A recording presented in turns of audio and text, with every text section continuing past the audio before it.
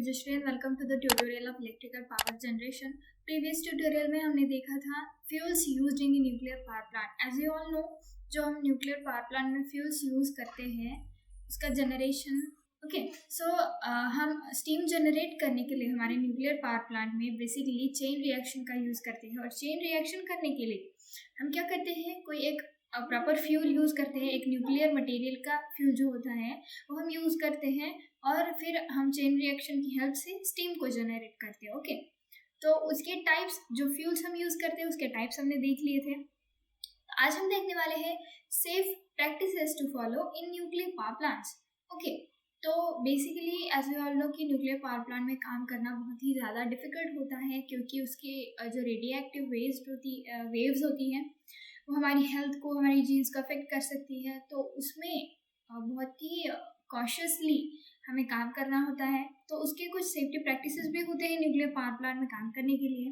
Okay, तो basically there are 2 stages when we need to take safety precautions. Okay, तो basically उसका first point है safety at the design stage. Okay, और इसका second जो point है that is safety at the construction and the operation stage. तो आज हम देखने वाले हैं safety at the design stage. सबसे पहला पॉइंट हम ये देखने वाले हैं। Okay, so let's see what it is.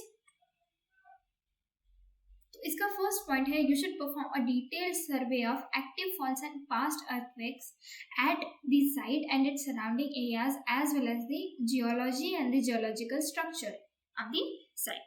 जो साइट हम यूज करने वाले हैं हमारे न्यूक्लियर पावर प्लांट के कंस्ट्रक्शन के लिए, उस साइट के बारे में हमें एक detail survey, I was just saying कि जो साइट हम सिलेक्ट करने वाले हैं न्यूक्लियर पावर प्लांट के लिए उसका हमें एक डिटेल्ड जो सर्वे होता है वो परफॉर्म करना होता है।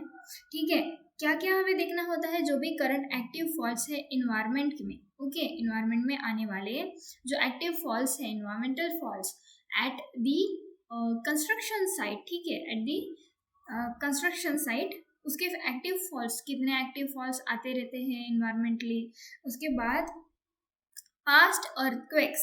ठीक है, पास्ट अर्थक्वेक्स का हमें ध्यान रखना होता है। ठीक है, हमें इसका सर्वे करना पड़ेगा कि पास्ट में कितने अर्थक्वेक्स आए हैं, कैसे आए हैं, किस लोकेशन पे आए हैं।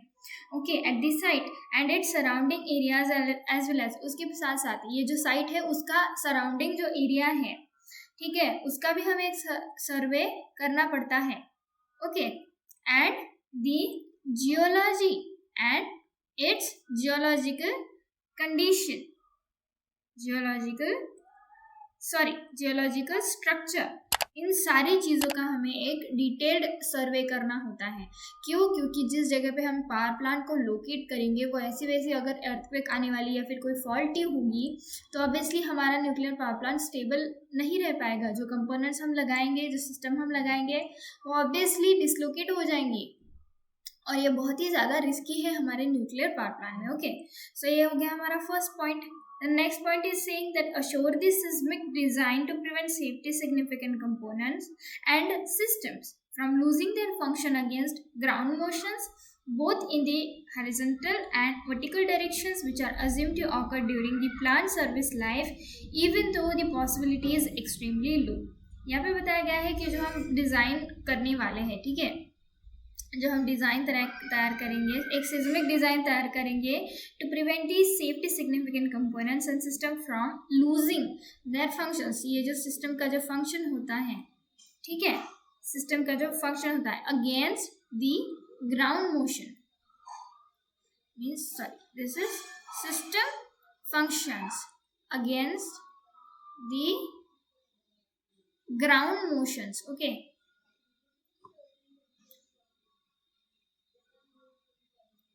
Against the ground motions. तो इस बात का हमें ध्यान रखना है। ठीक है, उसके साथ साथ ये जो ग्राउंड मोशंस है वो हॉरिजॉन्टली एंड वर्टिकली भी ऑकर हो सकते हैं। ठीक है, तो इसकी वजह से हमारे जो कंपोनेंट्स या फिर जो भी सिस्टम हम लगाएंगे, लोकेट करेंगे, उसका डिसलोकेशन नहीं होना चाहिए। उसके साथ साथ मोशन में उसके साथ कोई भी चेंजेस नहीं होने चाहिए। Okay, so which occurs during the assumed to occur during the plant service life। ठीक है, प्लांट की जो सर्विसिंग होती है उसके टाइम ये ऑकर होने वाली सारी चीज़ें होती हैं। Even though the possibility is extremely low, भले ही इसकी जो पॉसिबिलिटी है वो भले ही बहुत कम है, लेकिन फिर भी हम इन चीज़ों का ध्यान रखना बहुत ज़रूरी है। The next is perform a detailed analysis of possible complicated joints to important buildings and components when a postulated earthquake hits the site using reliable computational codes to verify the seismic safety. हमें एक detailed analysis को perform करना है, ठीक है, एक detailed analysis को perform करना पड़ेगा। किसके लिए? ये जो एक पॉसिबलेटेड, ओके, तो एक पॉसिबल कॉम्प्लिकेटेड जॉइंट्स, ठीक है, का हमें इम्पॉर्टेंट जो भी इम्पॉर्टेंट बिल्डिंग्स एंड कंपोनेंट्स होती है, ठीक है, उसका डिटेल एनालिसिस करना पड़ेगा। When a postulated earthquake hits this site using reliable computational code, जब भी कोई अर्थक्वेक आता है, ठीक है, using the reliable computational codes to verify the seismic safety. इन चीज़ों का हमें ध्यान रखना चाहिए कि साइट के आजू बाजू में जो भी बिल्डिंग्स है या फिर कोई किसी भी तरीके का कंस्ट्रक्शन है जो भी साइट के आजू बाजू हुआ है, उसके बारे में भी एक डिटेल एनालिसिस करनी है। Okay, the next point is saying perform test and analysis to verify if the ground on which the facilities important for seismic safety are to be built has sufficient bearing resistance against earthquakes, and confirm that assumed events accompanying an earthquake such as the collapse of surrounding slopes would not significantly influence the safety of reactor facilities. यहाँ पे क्या बोला गया है कि एक test, किसी भी तरीके के टेस्ट हमें परफॉर्म करने हैं एंड एनालिसिस करना है। ओके, टेस्ट परफॉर्म करने हैं एंड एनालिसिस करना है to verify the ground. Okay, जो भी ग्राउंड होता है उसको वेरीफाई करने के लिए जिस साइट पे बनाने वाले हैं, जो भी ग्राउंड का जो सरफेस एरिया होता है, ठीक है, उसको हमें टेस्ट करना चाहिए, एनालिसिस करना चाहिए उसका। Okay, on which the facilities important for seismic safety are to be built, जिस बेसिस पे हम सारा कंस्ट्रक्शन करने वाले हैं।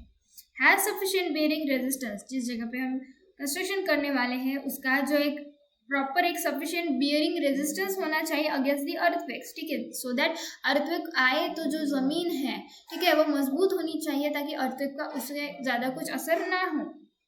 And confirm that assumed events accompanying an earthquake such as the collapse of surrounding slopes would not significantly influence the safety of the reactor facilities. So that is एक ऐसा confirmation करना है जो assumed events accompanying an earthquake, जो भी किसी भी तरीके के earthquake वाले events होते हैं, तो क्या होता है जब कोलैप्स होता है एक सराउंडिंग में, स्लोप में, would not significantly influence, तो इस वजह से क्या बोला गया है कि ये जो अर्थक्वेक्स होते हैं इसकी वजह से कोई safety and reactor, okay, safety of the reactor facilities, जो भी रिएक्टर की सेफ्टी फैसिलिटीज है उस पर इसका कोई असर नहीं होना चाहिए, ठीक है, जो भी अर्थक्वेक्स या फिर जो भी कोई पोस्टुलेटेड इवेंट्स आते हैं तो। Okay, so the next point is performing detailed numerical simulations of a tsunami. यहाँ पे बोला गया है performing detailed numerical simulations of a tsunami, ठीक है, सुनामी का जो न्यूमेरिकल डिटेल सिमुलेशन हमें परफॉर्म करना पड़ेगा, which is assume to accompany an earthquake, ठीक है, अर्थक्वेक के साथ साथ आ सकता है, तो अजम्पशन तो करना पड़ेगा क्योंकि ये कभी अगर आ गया सपोज तो हम तब क्या करेंगे।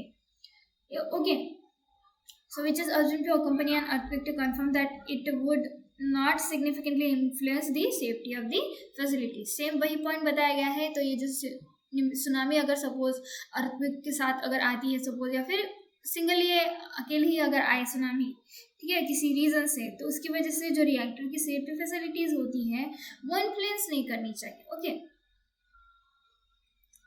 सो this was the safety precautions to be taken at the design stage, ठीक है। तो ये हो गया आज का हमारा फर्स्ट पॉइंट। तो नेक्स्ट टाइम हम देखेंगे safety at the construction and operation stages, ठीक है। तो मिलते हैं हम नेक्स्ट ट्यूटोरियल में।